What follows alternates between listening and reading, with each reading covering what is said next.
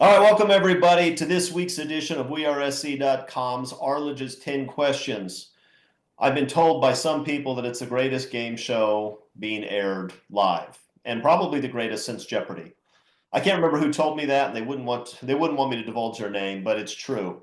An exciting competition with two Trojan trivia experts, Mark Holkin, Eric McKinney, and an official who's likely to give you Big Ten level officiating. And so we'll just see what happens because you never know. There will be replays, there will be unexpected calls. We'll just see who's standing at the end. This is probably a 50-50 deal, except Mark Holkin said that he deserved to start with a point because he called me out on something on the message board and said I was wrong. It turns out I was wrong. So we actually start this game with Mark up 1-0. All right, because Mark is up, Eric, you get to go first. Question number one. Did you ever think you'd be this relieved to see USC beat Rutgers?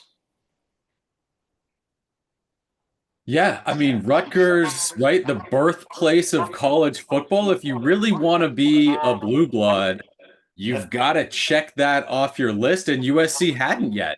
So, yeah, huge one. Now USC can go up in that conversation of some of the greatest programs of all time. There we go. It's Notre Dame Stadium and Rutgers. Like those are the two hurdles you have to overcome. Mark, do you agree with that? Is this an amazing accomplishment for a blue? Are we finally a blue blood status now that we took down Rutgers? Well, since USC beat one of the teams that played the very first football game ever played, I don't think USC can go there until they beat Lehigh next. So, to your question, Chris, no, it sucks. The fact that USC needed a win at home against Rutgers to even their record up at 4-4, no. The answer is just no. Yeah. I haven't looked at Lehigh's They played non-conference Rutgers in slate. that first game. They were the other team that played Rutgers in that very first game. No, but I haven't looked at their upcoming non-conference games. I'm pretty sure that Lincoln Riley does want to play Lehigh non-conference coming up. I just don't know if that's something we can do. Who won that Rutgers Lehigh game? Do we know? Nobody knows? All right, well, I guess look it up at home. Because nobody can answer that question, nobody gets a point. It's still 1-0. Question number two. We've had all of these unusual games for USC, right? Maryland and Minnesota, all these teams that we hardly ever play. But now, 3 of the last 4 are against traditional foes. You could make an argument that Washington, UCLA, and Notre Dame are the 3 most significant opponents historically for USC. We get them all all coming up here in the last month of football. How does it feel to have these traditional matchups coming up again? Mark Holkin? Feels good. I mean, after USC travels to play Washington, they don't leave LA again. They're going to sleep in their own beds for the rest of the season. So I like that. Number one, you're playing Washington, one of your, I guess call them a rival. You've been playing them for a long enough time. They're from the old Pac-10, Pac-8 conference, Pac-12. The game's going to be their first weather game of the year. It's supposed to be in the 50s at some point during the game. USC's been there, done that though. So they've gone on the road. They've won at Seattle, which is one of the tougher places to play. I'm good with it. I like the fact that USC gets to end their season against Washington, against another blue blood program, Nebraska, and then you get to finish up against UCLA and Notre Dame. I'll sign up for that every year. I have no problem with that. Hey, I didn't ask the aesthetically pleasing question again, but when you think about it, a game at Husky Stadium, a game at the Rose Bowl, and then you finish with the ultimate helmet game, USC and Notre Dame. I mean, that's aesthetically pleasing. I don't know about Nebraska. There's probably nothing aesthetically pleasing about Nebraska, but the other 3. What do you think, Eric McKinney? How does it feel to have these traditional foes coming up the last month? It's like USC football again. Yeah, I love it. There's 2 ways to go about USC in the Big Ten. There's the one where you can't argue that they did it. It made no sense for USC if they wanted to play top level college football to stay in the Pac-12. There was no sort of way forward with how that conference was being run and all of that. You had to get out. What has happened, though, is that you have some of the most ridiculous, dumb college football weekends. When USC is at Maryland for a conference game, the same weekend that North Carolina State is at Cal for a conference game, there are dumb things in this whole setup right now. And the hope is that it keeps going and you figure it out and you do get kind of some West Coast stuff, you know, moving forward with more teams in there. But at Minnesota, at Maryland, home against Rutgers, that is a silly chunk of the schedule. Finishing with this now is great. Love it. Love this end. Love this end. And you hope that this end is how the rest of it feels. And it's not, right? You're going to have a game at Michigan State and Northwestern, and you're going to play Purdue weirdly at home at some point late in the year. Like, it's not always going to be like this. But no, Washington, UCLA, Notre Dame, and those three places, three of the last four games, it's, yeah, feels good. Feels like college football. Hey, when we get Purdue at home, we can commemorate Paul Hackett's best ever win, his first win against Drew Brees and Purdue. That's before we knew just how bad things were going to get. Yeah, look, college football is unstable. There have been dramatic changes, and if you look at it, the system as it's set up right now can't survive. It doesn't make any sense. There's going to be some amount of gravity that's going to pull people back into conference, old rivalries and old geographical setups, I think, again, at some point. Right now, it's super weird. But it is nice to finish this way. I don't think Stanford's had some good teams over the years. Oregon has had very good teams over the last 30 years and very few before that. But it's hard to make an argument against Washington and UCLA being the second and third best teams in the Pac conferences over the years. So USC playing Washington and playing UCLA is meaningful for all kinds of reasons this year, but also historically meaningful. Those teams have just played a lot of really important, really good football games. And obviously ending with Notre Dame, you're ending with the little bit of bias here, the best rivalry in college football. So I'm really excited about the last four games, and I'm really excited about the possibility USC can go on a run and really finish this year strong where you feel good about the future of the program. That's what I hope will happen. We're going to see Saturday because they need to win that one. Eric, because you already got cheated, I'm going to give you a point, and it's 1-1. All right, guys. This question has a lot of layers. I want to see what we do with it. When Brent Venables takes the Florida job this offseason, do you think that UCLA coach Deshaun Foster will be OU's #1 coaching candidate? Eric McKinney, what do you think? I think the first question is you have to ask Deshaun Foster if he knows where Oklahoma is. And now that's not a shot at Deshaun Foster. He's just so comfortable with UCLA being in LA. I think that's home to him. So no, Oklahoma is going to go get, I think, as close to a exact Lincoln Riley replacement as they can because they've seen life without him. Cliff Kingsbury? That's it. Mark, what do you think? I mean, I think everybody realizes Brent Venables is going to leave to take the Florida job. Do you think Deshaun Foster's the guy for OU? I do, but do you think there's somebody else that's better for them? I think I've got the perfect candidate for Oklahoma. Yeah. They haven't really been who they want to be since Bob Stoops gave the program to Lincoln Riley. There's still a Stoops out there that hasn't been Oklahoma's head coach, and he can stay in the SEC. They're going to go make a run at Mark Stoops at Kentucky and say, come on home. What's happened to the other Stoops? There's a Mike Stoops out there. Does anybody know where he is? Head might have exploded. That dude used to get as red as your shirt, Chris. Fair enough, but Brent Venables does as well, and he's managed to survive 2.5. I mean, he hasn't thrived, but he's managed to survive 2.5 years as head coach. What Okay, what well, what Mark Stoops has done with the Kentucky football program is a lot. I mean, Kentucky cares. Football in Kentucky is the time waiting for basketball season to start.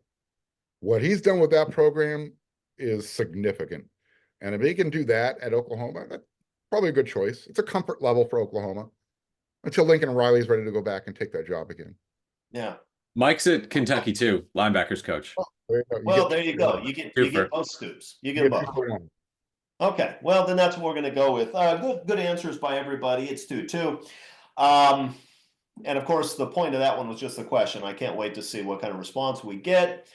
What Washington players D'Anton Lynn most concerned about going into this game, Mark? I think it's that wide receiver. Last name, what last name Boston or something like that. He had a monster game.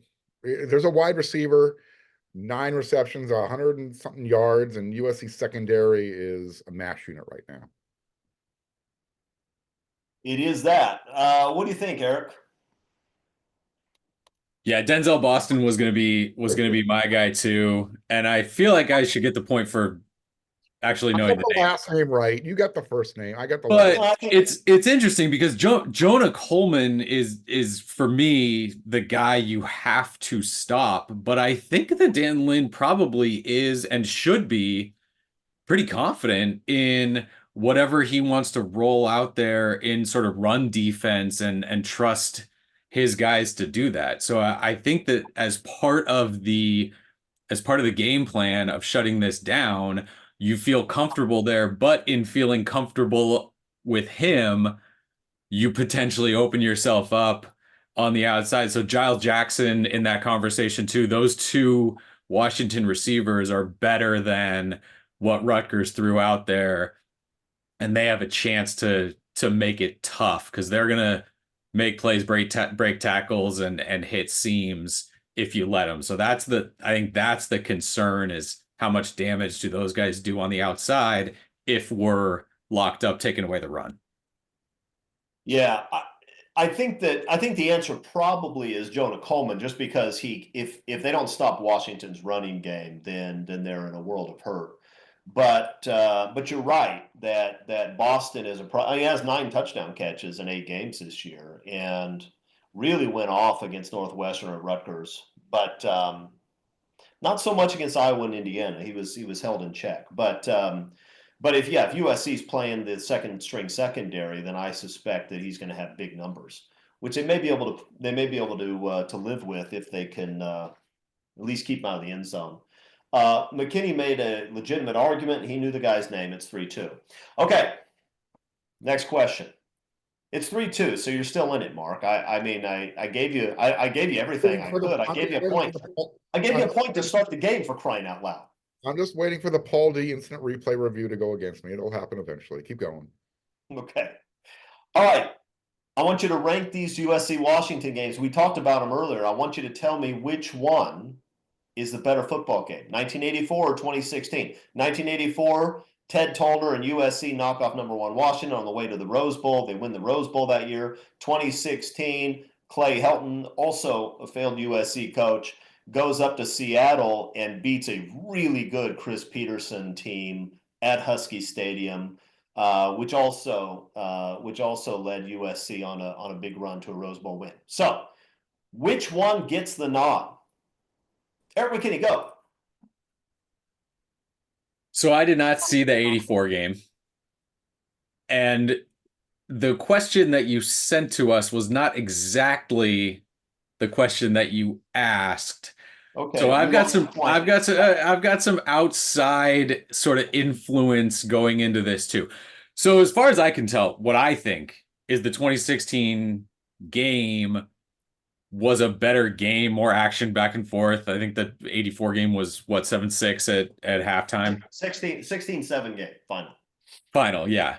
But what I think goes into this, what's interesting is that you had the Washington game and then you had UCLA Notre Dame Rose Bowl after it in both situations.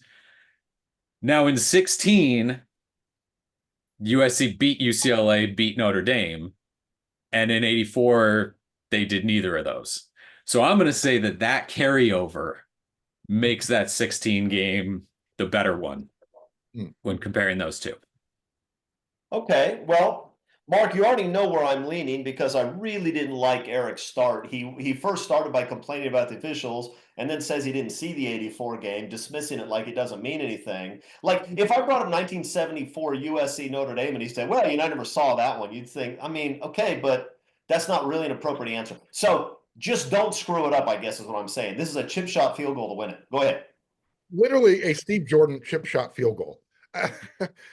Thank you. You gave the answer earlier in the show. It is 1984. You took down the #1 team in the country. You made Washington have to split their only national championship that year with Miami. That was the result of USC beating Washington 16-7.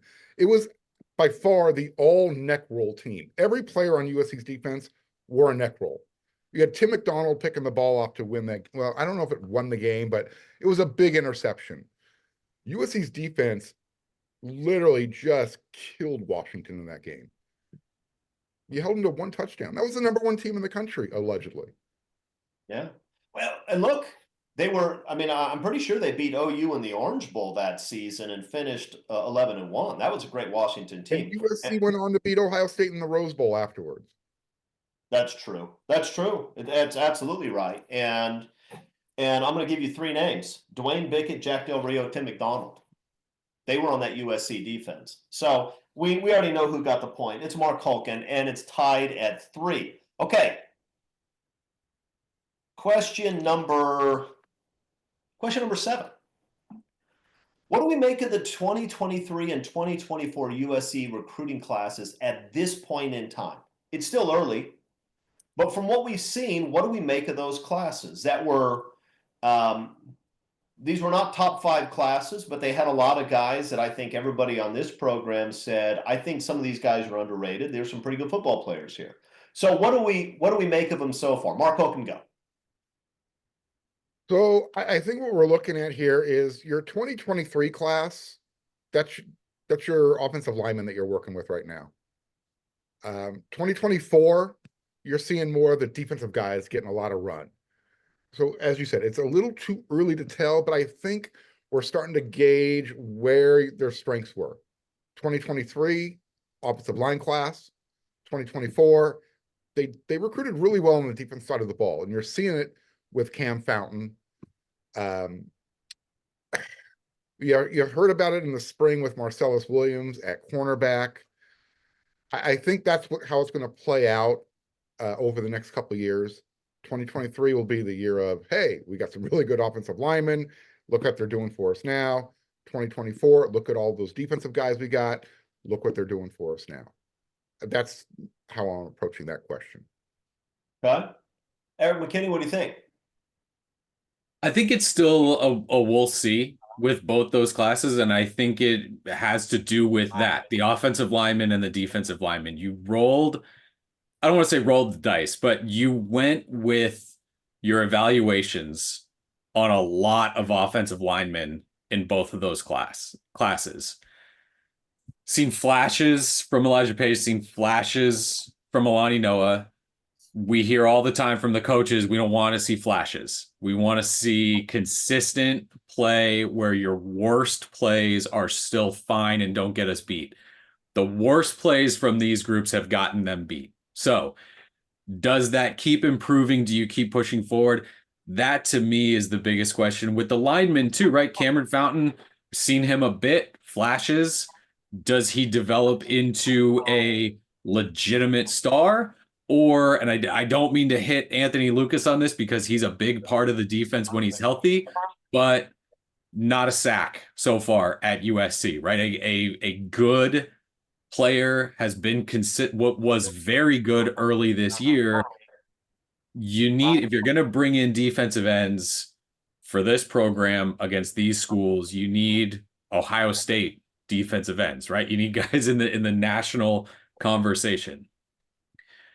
Can these guys develop into that? Because you now, if you're Lincoln Riley, have really said, this is how we want to do it. We want to bring in high school recruits as freshmen, develop them, and turn them into those players. When you do that with a majority of three-star offensive linemen, especially, you have to hit on a huge rate that you don't often see at that position when you bring in that number of guys. So, I mean, definitely kind of jury's out. The skill guys, are there great skill guys in this class? Yep. Yep. But if you're going to build a program and if you want to look at what your high school recruiting classes give you as a program, when the numbers are there finally on the offensive line and defensive lines, those are the guys you need to hit on. And I don't know if you get a sense of those in year one, year two yet. So pieces are there. You got to hang on to them. Losing Jason Zandamela immediately to the transfer portal, not a great start with him there.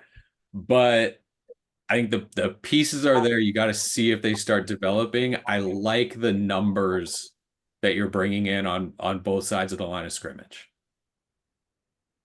Yeah, it's interesting. Very little talk about the skill positions where a lot, you had some big name skill position guys and some guys who have done some things. Quentin Joyner and the 4 sophomore wide receivers all look like they have the talent to be big time players. We'll see whether they're consistent. I think you guys are right though. These classes are going to be judged on how those front 7 and the offensive line guys turn out. If USC gets two very good 3-year starters out of the 2023 offensive line class, that's a pretty good offensive line class. And if Talalele or some of these other guys jump in and have a good career too, you're going to look at that class and say it's sort of the foundation of a good team. Because if USC plays good football up front on the offensive line in next year and the year after, they're going to win a lot of games. And we'll see whether they do that. I'm less certain about that offensive line class panning out than I am about the front 7 class this past year panning out. I think with what you've seen from Desmond Stevens, Cameron Fountain, Jide Abdasiri, and some of these guys, you kind of look at that class and say, I think some of those guys are going to turn out to be really good football players. I mean, they're big, they're athletic. And so I feel more certain about that than I do about the 2023 class, although I suspect most people could name a lot more of the players out of that 2023 class than the 24. Okay, good answers by both of you. So you both get a point. Congratulations on that. Let's move on to question number 8. And this is an important one, and I want you to take it seriously. In a battle royale to the death amongst Big Ten mascots, who wins? Eric McKinney, who wins that? This is one that I wanted Mark to go first, and I could grab somebody else, but it's tough. It's tough. There's some that you throw out right immediately. A duck is not going to win. Yeah. A buckeye is not going to win. Like there's some that are easy. All the gopher, even the badger is like you're not gonna win. Yeah. So USC, right? Tommy Trojan on Traveler up at the top, and then you've got the Michigan State Spartan who's in there as well. Right, you go with the horse. The horse gives you the advantage, so that sort of wins that thing. The interesting one is Purdue becomes interesting because technically the mascot is a train. Just a train, not the guy, a train. Yeah. But it's not an anthropomorphic train. Like it doesn't have a face. So it can't move on its own. Yeah. Right? It can't move on its own. So it just sits there. I think you can slowly disassemble it and be okay and call that beating it. It's hard to see a non-moving train beating much of anybody. Yeah, right. So if it could move on its own, the train becomes formidable. I mean, truly, because it's on like a truck chassis too, so it's not even bound by rail. Yeah. UCLA, Joe Bruin becomes interesting because a bear is tough. Even with you got armor, you got a sword, you got a horse, a bear is tough. Now, Joe Bruin over the years, he's a big teddy bear. He's a big teddy bear. This is what I'm saying. Yeah. And as a real bear, He has become so sort of soft and cushioned watching UCLA football Yeah. for so long. I don't think he gets in the fight. I don't think he shows up. No, he doesn't engage. He's like Maverick. So Homerism sort of be damned here. I think it's Tommy and Traveler. I think they got it. Okay. A home field call right there, Mark. What do you think? Who's winning this? So are we talking about a singular mascot? In other words, Only one comes out alive. well, I'm asking because you have the Fighting Illini, and that is plural Illini. And I'm wondering, They don't have a Do you get the mascot whole- though. Do you get the whole tribe? That would be something if you got the whole tribe. that's where I'm going with this. Are we talking about, Sparta, the 300? Are we talking about the entire Trojan army? Are we talking about the entire Fighting Illini tribe? I mean, it could be a bloody battle. But they don't have an actual mascot. Just like right, there's no Wolverine. Michigan doesn't have an actual Wolverine showing up to this. So it's a good question. It's a fair question. Of Chris course can it's a answer. good question. It's What probably the about best the question that's ever Nittany been asked. lion? Are we afraid of a Nittany lion? Who wins between a I Wolverine? don't know. Look, I don't know about the Nittany part of that. Like like if you just asked me, do I want to get in a fight with a lion? The answer is no. It's But a a Nittany it's lion, a I don't know. What kind of lion is that? there's Mount Nittany in the area. I know, So but it's are a there lion lions that up there? apparently it's a lion that lives on that mountain. Which is he now confined? Like, does he dissolve into nothing if he leaves that mountain because it's no longer a Nittany lion? We could go pretty deep into this. All right, Mark, what's your answer? Give me the Trojan army. Look, here's the problem, guys. The Spartans and the Trojans did actually fight. I mean, they did. Now, granted, the Spartans had a lot of help. It wasn't just the Spartans. There were a bunch of Greeks that went with them. And if the primary sources are to be believed, the gods were heavily involved in this, right? And so I don't know whether this far later, whether Zeus and Athena and all the rest would have the same interest. But the Spartans did beat the Trojans. So I don't know if the addition of a horse, because historically the addition of the horse was not kind to the Trojans. So That's not an actual live horse. I know. I'm just saying. I don't know that you can say the addition of the horse means that things work out. I'm gonna give you both a point because you were both homers, which is what you're supposed to be in a stupid question like this. But I think that probably the Spartans win it. That's what I think. I don't know. Okay. I only ever see one mascot on the field for them. Yeah. I know. But he's yoked. I mean, you've seen him. Like he's like I don't know. Like I don't know that Spartans were that big pre-steroids. I would be surprised if Menelaus was like 273% body fat. I don't think Look, so. of all the humanoid mascots in this conference, it's not close. It's not close with him. No, he's impressive. He's impressive. Okay. 5-5, 2 questions left. Where does the review overturn of Zachariah Branch's touchdown catch rank in this year's parade of shocking referee decisions? Is that the worst of the year, or has there been a worse call? Mark Holken. Yes, there's been a worse call. Granted, that was a crappy call. But when you have the league office saying, well, the instant replay official had a gut feeling, he thought he crossed the line. You're breaking the rules. You're not following the rules. You're admitting you're not following the rules. Rank it 1A, Are you 1B. going with the quarterback sneak as the worst call, or Zachariah Branch? Which one? I'm going with the quarterback. Okay. McKinney, what do you think? Yeah. The Minnesota one was worse because you could never see the ball and you could never point to anything. The Zachariah Branch one, if I want to interpret something as down to the millimeter, I guess you could say, well, the ball moved when it hit the ground. It's an absurd call. It's an absurd decision to overturn it, especially. because his hand is on the ball the entire time, and that's been a catch in the history of instant replay every single time. The Minnesota one is still worse because you're guessing at where the ball was and you could never actually see it. And in this one, you can see the ball hit the ground, I guess, and move a little bit. Now, the answer you want to hear, I think, is that did the Minnesota quarterback probably score a touchdown on that play? Sure. Did Zachariah Branch definitely catch that ball? Yes. So of the one which absolutely got the call wrong, the Branch one absolutely got the call wrong. The Minnesota one, I think replay was used worse. So they're all bad. They're all bad. They're all tied for number one across the board, and you can put like 10 or 12 other decisions in the mix with that across all the games this year.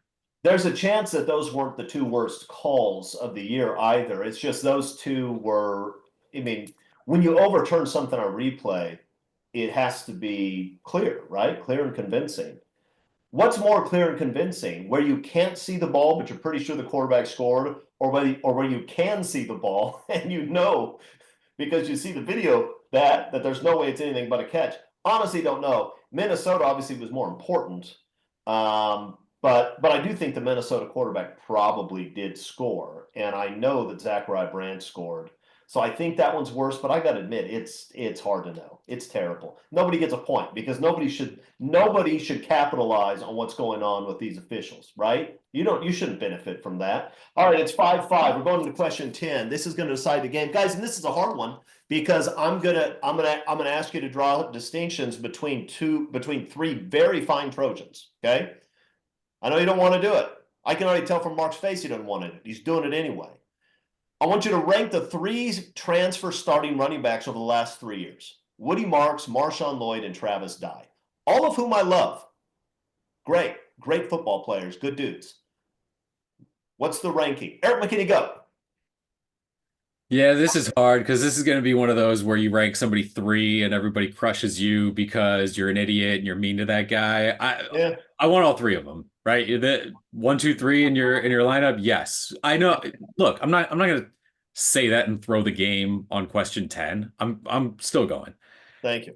So there's a lot to take into this, right? It's ability as a runner, as a receiver, as a blocker, as a guy that you want given your locker room speech ahead of it, as a guy who's going to hold on to the ball for the whole game, as a guy who's going to be explosive and make the one play that wins you the game. And all 3 of them really tug in different directions in all of those things.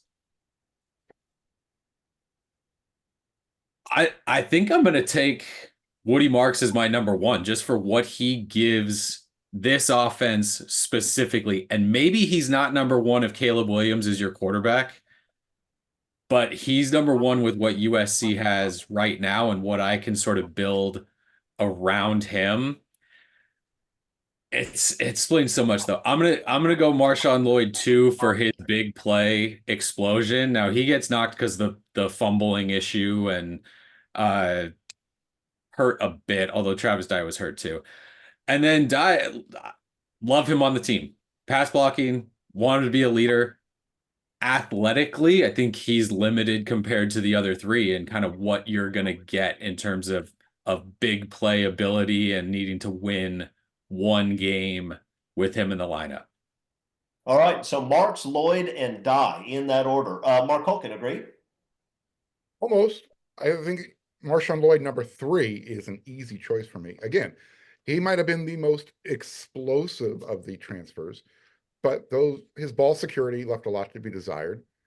So that's going to move him down the list for me. Now, comparing Woody to Travis Dye. Travis Dye was the guy who showed up and galvanized that USC locker room when he got here. Remember, USC was coming off a 4-8. They were coming off of being a really, really bad team. And Travis decided, you know what? I wanted to be a Trojan my entire life.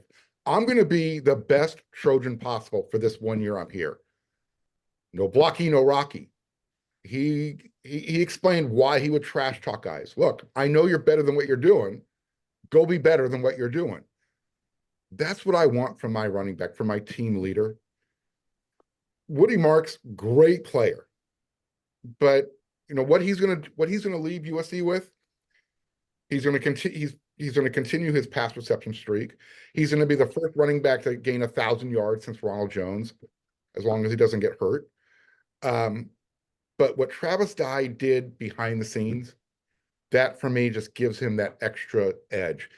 When he broke his ankle, broke his foot in the game, it wasn't just the USC team that took a knee. Everybody on the other sideline as well recognized you show your respect to Travis Dye, because he does everything the right way in the locker room, on the field. Yeah, for me, it's Travis Dye 1, Woody 2, Marshawn 3. So Marshawn Lloyd is the best pure runner of the group. Sure. Woody Marks is the most consistent, most versatile of the group. Fantastic pass catcher, also a very good runner. Will probably, Woody Marks, I think, is going to play in the NFL for a long time because as a third down back, he's a guy that everybody's going to need on their roster. Travis Dye athletically was somewhere between the three of us on this program and those two guys. And I don't know which group he's closer to, but Travis Dye did the absolute most you could do with what he had. And so it depends how you want to judge these guys. As football players, just in terms of what they can do with their bodies on the field, I'd put Marks first.